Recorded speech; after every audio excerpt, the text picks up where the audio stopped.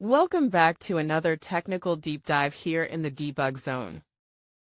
Today, we're tackling a big question and breaking it down with insights from other users.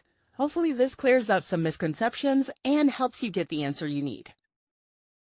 So buckle up, stay a little curious, and let's jump right in.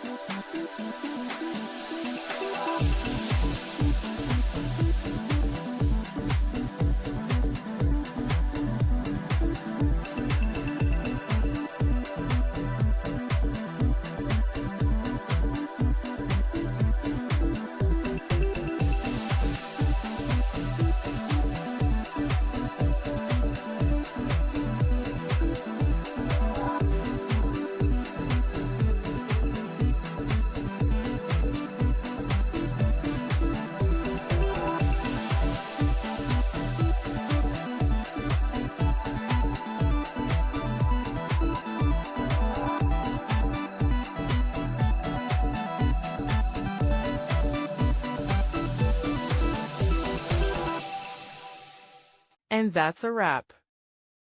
I hope you found the answer you were looking for.